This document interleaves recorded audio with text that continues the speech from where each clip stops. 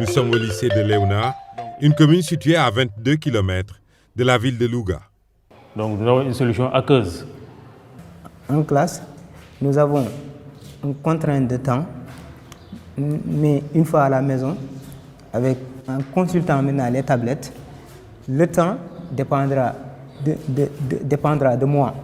Parce que n'importe quelle heure, je peux venir allumer ma tablette et regarder les vidéos pour maintenant mieux comprendre ce que m'enseignait le professeur en classe.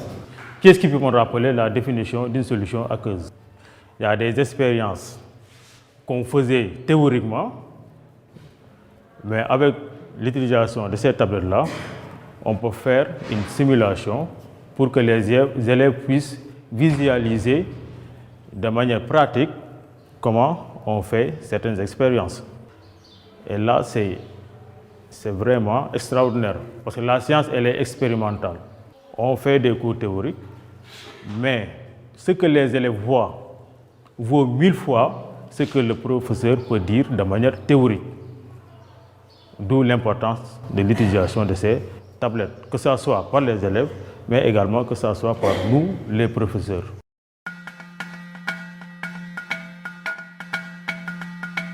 C'est à l'école que se construit l'avenir de la nation sénégalaise. Le Sénégal est en pleine transition démographique, avec une moitié de sa population qui a moins de 18 ans. Pour mieux capitaliser ces dividendes démographiques, c'est-à-dire saisir les opportunités offertes par la jeunesse de sa population pour en faire une force motrice de son développement, l'investissement dans la santé et l'éducation constitue une priorité pour le président Macky Sall et son gouvernement.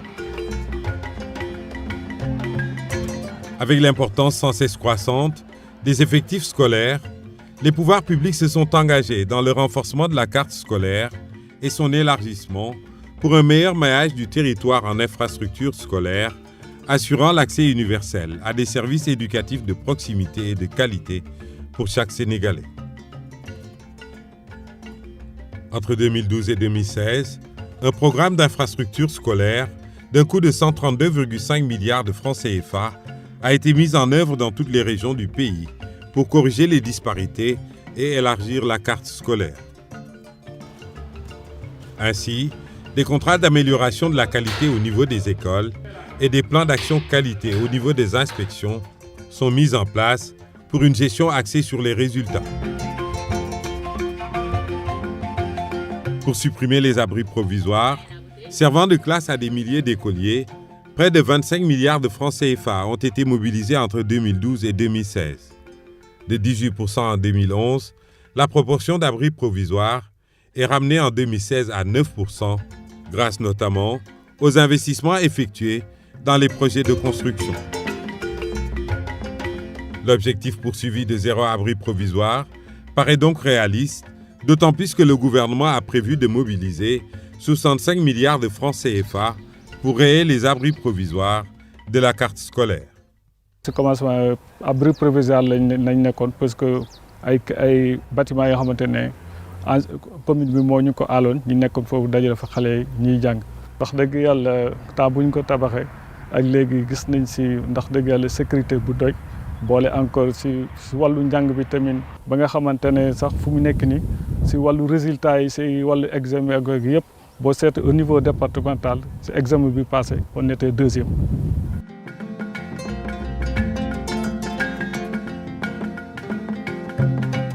Ces efforts financiers se traduisent sur le terrain par l'édification de nombreux ouvrages et équipements destinés à renforcer le fonctionnement du système scolaire. Des lycées, des collèges, des écoles primaires, des salles de classe ou des bâtiments annexes viennent compléter ou enrichir les établissements existants. Des projets et programmes d'envergure nationale sont effectivement réalisés. 162 collèges d'enseignement moyen, clés en main, sont déjà construits à hauteur de 16,5 milliards de francs CFA, comprenant des blocs administratifs, des salles polyvalentes, des laboratoires et des salles de classe. Dans l'enseignement moyen, 1661 salles de classe ont été construites et équipées dans l'optique d'augmenter les capacités d'accueil des collèges. La promotion des filières scientifiques et techniques s'est traduite par l'érection en cours de 20 nouveaux blocs scientifiques et technologiques BST, dont 7 sont déjà réceptionnés, au même moment où les 8 que comptait notre pays jusqu'en 2012 sont en voie de réhabilitation. Au total, 4,8 milliards de francs CFA ont été injectés par l'État pour financer ces ouvrages. Nous voulons être, quand nous serons grands, des scientifiques de haut niveau et de travailler sur notre pays pour le développer et soit comme les pays développés comme les États-Unis, la France, tout ça. Mon rêve, quand je serai grand, c'est d'être un astronaute et de voyager là-bas dans la Lune. Dans le sous-secteur de l'enseignement élémentaire, quelques 7814 salles de classe sont construites, de même que 1114 blocs d'hygiène, entre autres, pour un coût de 49,5 milliards de francs CFA sur financement de l'État, avec l'appui des partenaires techniques et financiers. Pour améliorer davantage la qualité des enseignements, l'État a acquis et distribué gratuitement, entre 2014 et 2016, à tous les élèves de l'enseignement élémentaire, 5 600 000 manuels scolaires et cahiers d'intégration pour un coût global de 8,6 milliards de francs CFA. D'importantes innovations numériques sont préconisées pour améliorer la qualité et l'équité des enseignements en philosophie, en mathématiques et en sciences physiques, principalement dans les classes de terminale des 240 lycées sur les 308 implantés au Sénégal. Près de 800 millions de francs CFA ont été mobilisés pour concevoir les supports numériques, l'achat de 2000 tablettes, de mallettes pédagogiques, d'ordinateurs et de serveurs en vue d'équiper ces établissements. Par ce biais, les élèves des régions excentrées deviennent des acteurs de leur formation. Ces outils informatiques-là, d'une part, ça nous aide sur les cours à mieux compenser les cours et à compléter les cours donnés en classe. Et encore, ça nous permet encore de mieux, par exemple, si on a des exposés, de taper par exemple sur Google et de nous donner les informations. L'équilibre ainsi obtenu favorise la cohésion nationale, fondée sur la mobilisation de toutes les franges de la société autour de l'école et des valeurs qu'elle incarne et entretient avec la communauté. Sur un autre chapitre, la promotion de l'excellence se poursuit avec la construction de nouveaux lycées scientifiques d'excellence à Diourbel.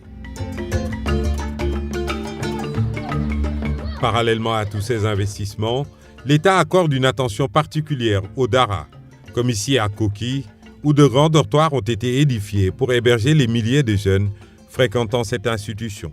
mbir la mu am solo maanaam dikk ci wit waxtu woo xam ne bii dañ ko aajowoo soxlawoo ko lool surtout kër gi nga xam ne nii yi fi nekkoon yëpp bâtiment bi fi nekkoon dafa yàqu xale yi daanaka amuñu woon fu ñu tëdd liggéey bu am solo la lool lu rëy la it ci daara ji.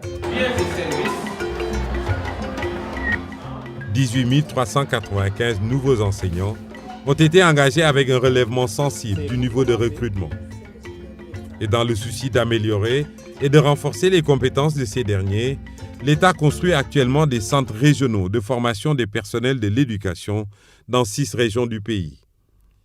Ça nous aide d'abord à nous renforcer et déjà aussi c'est une source de motivation. Ça nous motive vraiment et aussi, bon, comme je peux le dire, c'est une manière aussi de moderniser ou bien de parfaire le système éducatif et surtout quand il s'agit des enseignements-apprentissages. Le Sénégal revendique une école viable, stable et pacifiée avec le concours de tous les acteurs. C'est tout le sens des assises de l'éducation et de la formation, mais aussi du programme d'amélioration de la qualité, de l'équité et de la transparence du secteur de l'éducation, correspondant à l'axe 2 du plan Sénégal émergent sur le capital humain. Avec ces initiatives hardies, le Sénégal prend date pour se donner les moyens de figurer au nombre des nations conquérantes de demain.